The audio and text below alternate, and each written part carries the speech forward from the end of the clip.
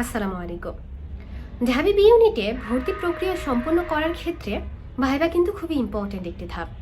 এই ধাপটি নিয়ে অনেকের মাথায় নানান ধরনের প্রশ্ন ঘুরপাক খায়, দুশ্চিন্তা কাজ করে। আমি যদি ভাইভা দিতে গিয়ে কোনো প্রশ্নের উত্তর না পারি তাহলে কি আমার ভর্তি ক্যান্সেল হয়ে যেতে পারে, বা আমাকে কি কোনো ধরনের মার্কস দেওয়া হবে? ভাইভা পরীক্ষায় অংশগ্রহণ করতে গেলে কি আমাকে আগের থেকে কিছু জেনে যেতে হবে, কিছু কি মুখস্থ করতে হবে?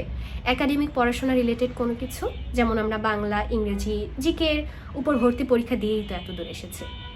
চলো এ নিয়ে আমরা বিস্তারিত কথা বলি। এরপর আমরা কথা বলবো মাইগ্রেশন নিয়ে। প্রথম কথা হচ্ছে, ভাইভা বলতে আমরা নর্মালি কি বুঝি? ফর্মাল গেট আপ, দেন হচ্ছে আমাদেরকে নানান ধরনের প্রশ্ন করে। আমরা যেখানে আসলে ভাইভা দিতে যাচ্ছি, যেমন বিসিএস পরীক্ষার যদি ভাইভা দিতে যাই, সেখানে হচ্ছে একাডেমিক পড়াশোনা বিষয়ক বিভিন্ন ধরনের প্রশ্ন করে থাকে। কিন্তু এই ভাইভা সেই ভাইভা নয়। এখানে তোমাকে একাডেমিক পড়াশোনা রিলেটেড কোনো কিছু জিজ্ঞাসা করবে না। তাহলে কি কি জিজ্ঞাসা করতে পারে এটা আমরা একটু পরে জেনে নিই। আগে জেনে নিই আমাদের ভাইভার জন্য আসলে কোথায় যেতে হবে এবং কি কি ধাপ ফলো করে আমাদের ভাইভা প্রক্রিয়াটা সম্পন্ন করতে হবে। প্রথমে তোমাকে সোশ্যাল সায়েন্স বিল্ডিংয়ে যেতে হবে। কয় তলায়? দোতলায়। ওখানে বলতে পারো যে আমি ধরে নিলাম 3টা দরজা দিয়ে তোমাকে আসলে ঢুকতে হবে, অর্থাৎ তোমাকে 3বার লাইনে দাঁড়াতে হবে। প্রথমে এভাবে বলতে পারে যে 1 থেকে 50 এখানে সিরিয়াল অনুযায়ী দাঁড়াও, বা বলতে পারে 1 থেকে 100 সিরিয়াল অনুযায়ী দাঁড়াও। প্রথম গেটটা অতিক্রম করে তুমি আরেকটা গেটের সামনে গিয়ে দাঁড়াবে। তোমার সামনে অনেকজন, পিছনে অনেকজন, নর্মালি আর কি সিরিয়াল ধরে দাঁড়িয়ে থাকতে হবে। তারপর এক এক করে ডাকবে, সিরিয়াল ওয়াইজ কিন্তু ডাকে। তোমাকে ওই দ্বিতীয় গেটটা অতিক্রম করে কিছু কাগজপত্র জমা দিতে হবে। এখন কি কি কাগজপত্র জমা দিতে হবে এটা তোমরা ডিউ আন্ডার গ্র্যাজুয়েট অ্যাডমিশন নামে যে ওয়েবসাইটটা আছে সেখানে তোমাদের অ্যাকাউন্ট থেকে জেনে নিতে পারবে। তো এই কাগজপত্রের মধ্যে সম্ভবত একাডেমিক ট্রান্সক্রিপ্ট ওখানে জমা নেয়, আর কিছু জমা নেই কিনা আমার মনে নেই। তারপর তোমরা সুন্দর মতো আরেকটা গেটের সামনে গিয়ে দাঁড়াবে, অর্থাৎ ওই সিরিয়াল ধরে ধরে তোমাকে যেতে হবে, মানে আলাদা করে হেঁটে হেঁটে অন্য জায়গায় গিয়ে তোমাকে লাইনে দাঁড়াতে হবে না। ওটাই হবে হচ্ছে মেইন ডিন অফিস। তো সেখানে তোমাকে কি কি প্রশ্ন করতে পারে?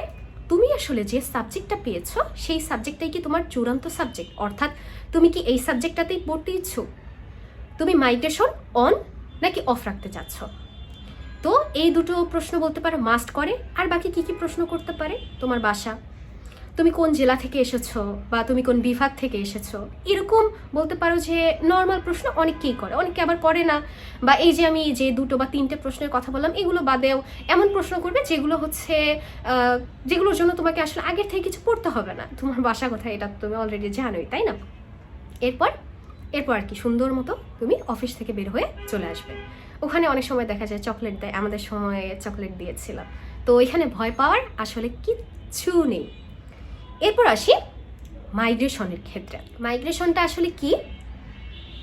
তুমি যে সাবজেক্টটা পেয়েছো সেই সাবজেক্টটার উপরে যে সাবজেক্টগুলো আছে, অর্থাৎ সাবজেক্ট ওয়াইজ লিস্টটা সাজিয়েছো না, সেই উপরের সাবজেক্টগুলো তুমি পেতে চাচ্ছ। যে সাবজেক্টটা পেয়েছো সেটা তোমার ধরো পছন্দের সাবজেক্ট না, তো এই জন্য তোমাকে আসলে মাইগ্রেশন অন রাখতে হবে। এখন মাইগ্রেশন কতবার আসলে হয়? 5বার হয়। তো ধরো প্রথমবার মাইগ্রেশন হলো, তো তুমি তোমার পছন্দের সাবজেক্ট পেয়ে গেলে, তো তুমি সাথে সাথে মাইগ্রেশন অফ করে দেবে। প্রথমবার তুমি পছন্দের সাবজেক্ট পেলে না, দ্বিতীয়বারও না, তৃতীয়বারও না, চতুর্থবারও না, শেষবারও না, তাহলে তোমাকে ওই সাবজেক্ট নিয়েই পড়তে হবে। তো মাইগ্রেশন নর্মালি তোমার হচ্ছে কতবার অফ করতে হয় বা কতবার অন করতে হয়? মানে নর্মালি আমরা প্রথমবার মাইগ্রেশনে একটা সাবজেক্ট পেলাম, দেখা গেল ওটা আমাদের পছন্দ না, তো দ্বিতীয়বার মাইগ্রেশন আমরা কি আবার অন করবো? অটো মাইগ্রেশন চলতেই থাকবে, অটো মাইগ্রেশন চলতেই থাকবে। তোমাকে শুধুমাত্র মাইগ্রেশন অন রাখতে হবে, একটা অ্যামাউন্টের টাকা দিয়ে তোমাকে মাইগ্রেশন অন রাখতে হবে, কিন্তু বারবার ওই টাকাটা দিতে হবে না। অর্থাৎ তুমি যদি মাইগ্রেশন অফ না করো তাহলে মাইগ্রেশন অটো চলতেই থাকবে। এরপর মাইগ্রেশন কি শুধুমাত্র ভর্তি হওয়ার আগে পর্যন্ত হয় বা ক্লাস শুরু হওয়ার আগে পর্যন্ত? না, ক্লাস শুরু হওয়ার আগে যে মাইগ্রেশনগুলো হয় এগুলোকে বলা হয় সাধারণ মাইগ্রেশন, আর ক্লাস শুরু হওয়ার পর আরও মাইগ্রেশন হয় যেটাকে বলা হয় বিশেষ মাইগ্রেশন। তো তুমি যদি এই মাইগ্রেশনের দিকে না যেতে চাও তাহলে কিন্তু তোমাকে মাইগ্রেশন অফ রাখ। তারপর ক্লাস শুরুর পর আসলে যে মাইগ্রেশন হয় সেটাকে আমরা কি মাইগ্রেশন বলি? সেটাকে বলা হয় স্পেশাল মাইগ্রেশন, অর্থাৎ একটু আগেই তো বললাম বিশেষ একটা মাইগ্রেশন হয়। তো এক্ষেত্রে তোমাকে দেখা যায় যে 1 মাস ক্লাস করতে হবে। তারপর ধরো তোমার মাইগ্রেশনে একটা সাবজেক্ট চলে এসেছে, মানে তুমি যে সাবজেক্টটা পড়ছো তার আগের একটা সাবজেক্ট চলে এসেছে, তখন হচ্ছে তোমাকে তোমার ডিপার্টমেন্ট পুরো চেঞ্জ করতে হবে। তখন হচ্ছে তোমার প্রসেসগুলো অনেকটাই আলাদা। ওই প্রসেসগুলো সম্পর্কে আমি আর বিস্তারিত বলছি না, তোমরা তখনই জানতে পারবে। তো একটাই কথা, তোমাদের পছন্দের যদি সাবজেক্ট চলে আসে তাহলে মাইগ্রেশন অফ করে দেবে, আর যদি না আসে অন করে রাখবে। অনেকে আসলে হতাশ হয়ে যাও যে পছন্দের সাবজেক্ট আসবে কিনা, তোমরা শেষ পর্যন্ত মাইগ্রেশন অন রেখো। দেখা হবে পরবর্তী ভিডিওতে। ভালো থেকো, সুস্থ থেকো। ধাবিয়ান হওয়ার জন্য কংগ্রাচুলেশনস। আল্লাহ হাফিজ।